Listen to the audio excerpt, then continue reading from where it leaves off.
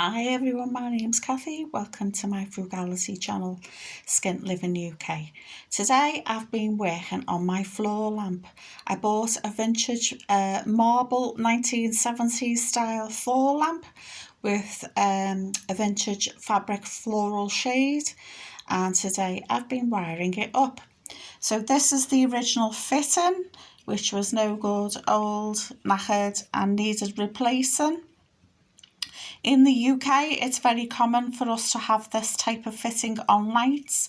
It screws in there onto the lamp itself. That's called the cap. And the type of fitting is called bayonet. So bayonet cap. So when you buy pieces like that, they often have the initials BC, and that's what it means. It means bayonet cap. And this one is switched.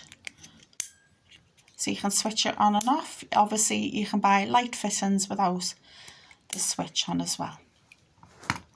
So this is what it looked like on the lamp. Apologies for the crack. We've been there, talked about this before. My fat dog sat on it. So I bought some cable, and it's called 2-core. Why is it called 2-core? Because it's only got two wires in, a blue one and a brown one. The brown one is the live wire and the blue one is the neutral wire. You can get 3-core, which also has an earthen wire, which is yellow or yellow and green. I bought 2-core because originally the lamp had 2-core in it, and because I'm about to replace the light fitting with a plastic one, so going from metal to plastic, I think it's safer anyway, and there's no need for the earthing cable. So I unscrewed this light fitting. It has a little bit of wire in. I took the wire out to see that it was 2-core, and then I ordered some 2-core online, and I bought a brand new plug. In the UK, we have 3-pin plugs because, as I said before, the third pin is called an earthen pin, earthen plug. Yeah. If you know all this, apologies. I've rewired lamps before. I used to rewire lamps and sell them on years ago. And I find if you've got a tall floor lamp, it's easier to push the wire from the bottom up to the top rather than from the top downwards. I think when you would think it would be the other way around because you're working with gravity, but I found it's always been easier to do from the bottom upwards and pull it out of the top. Then I would use some scissors and a utility knife, as the Americans call it. In the UK, we call it a Stanley knife, even though it might necessarily be the Stanley brand, because that was the well-known knife from years ago. It's like hoovers and vacuum cleaners. Even though we all call them vacuum cleaners, a lot of people in the UK still call it a hoover, because a hoover was the most popular brand years ago, so they tend to get called hoovers. And the same with these type of knives, these craft knives, utility knives, we tend to call them Stanley knives. So the only tools I've used is a little small flathead screw and a crosshead screwdriver. In the UK we call it a Phillips screwdriver, again because of the brand, and a pair of scissors. They're the only tools that you need. So I've used the knife to take the sheath and the plastic coating off the blue and the brown wire and a bit of the casing wire around it, and I've trimmed it with scissors to make it nice and neat. And then I rewired the plug. As you can see on the plug here, the brown goes to where the fuse is and the blue goes to the left hand side. If it was 3-core wire, the yellow and green cable will go up to the top here. Because it's 2-core, 2-wire, the blue goes to the left and the brown goes to the right where the fuse is. So the best way to remember is that brown always goes to the fuse. So there you go, there's the plug on. And I'm just comparing size. So this is a new UK bayonet cap light fitting, and that's the old one, so it's a lot more smaller, and the new one is much longer, much larger. So I've just unscrewed it all. So I've took the cap off the bottom. This is the actual insert, or some people call it socket. And this is the lampshade holder. Both of these here and here are screw-in or screw-on. This little plastic clip here can be used to hold on the wire, keep it firm in place, and is slid onto the wire before you wire it up to the insert or into the socket. So here's the wires poking out the top of the lamp. As you can see, the top of the lamp's got a screw and that's held in place. Can you see there?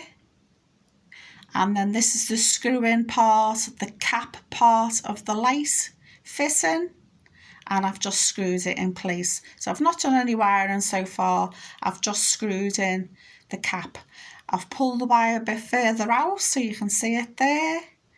And then I'm holding the light fitting itself, the insert, the middle part, or some people call it the socket.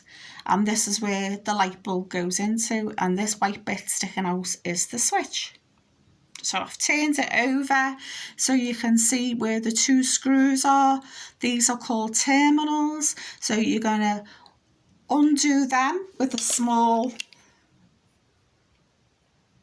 flathead screwdriver, and then put the blue wire there, or you can do the brown wire. It doesn't really matter which way round it is. Tighten it up and then do the other wire, and then push the main core of that wire into the under the, it's like a hook, so that just holds it in place. As you can see, I've just wired them in, and I've pushed the end of the actual cable, the brown cable, under that little hook. It just holds it in place.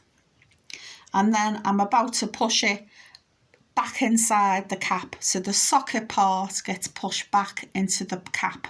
So the cap's already screwed to the lamp, and the socket or the insert is about to be screwed to the cap. And there you go. It's in place, all nice, neat and tidy. Just comparing it against the old one, you can see the new one is much taller. And now what I've done is I've put the lampshade on, and I've screwed the top bit on that will hold the lampshade in place.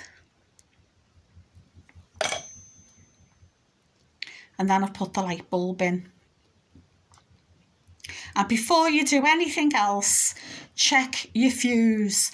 If you're using this on a lamp, whether it's a table lamp or a floor lamp, standard lamp as some people call them, it needs to be a 3 amp fuse. Plugs generally as a standard come with a 13 amp fuse. That's too much. It needs to be 3. So change your fuse out. You can buy a packet of fuses for around £1. They can all be the same fuse, or they can all be like different strengths, 3, 5 and 13 mixed. I tend to buy mixed packets because I think they're more handy. And put a 3 amp fuse first before you start using your lamp.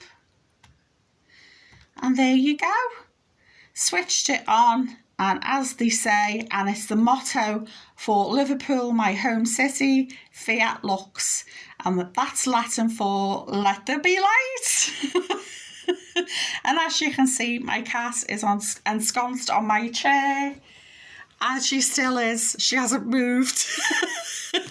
So doesn't my lamp look fab? So I hope my step-by-step guide will help you or motivate you to have a little go.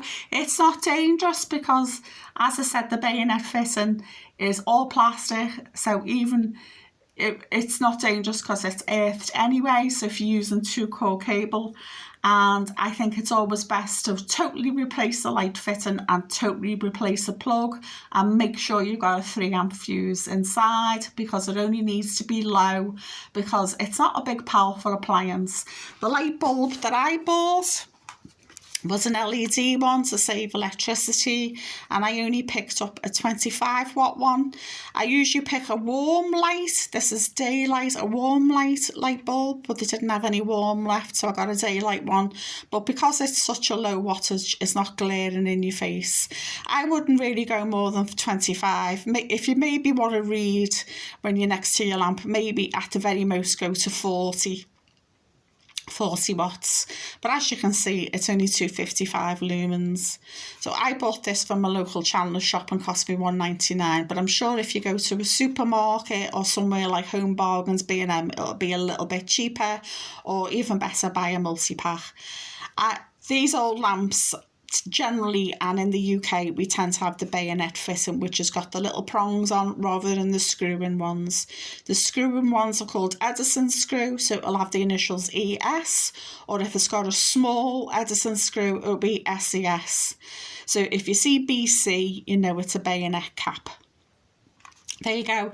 I'm sorry I spoke to you as if you didn't understand, but I just hope that you have a little go, because if you see all these beautiful lamps that get dumped by people, and I think it's purely because it just needs a new cap, because these old caps can be quite dangerous, and it's easy, I think, is just replace them and then bin them.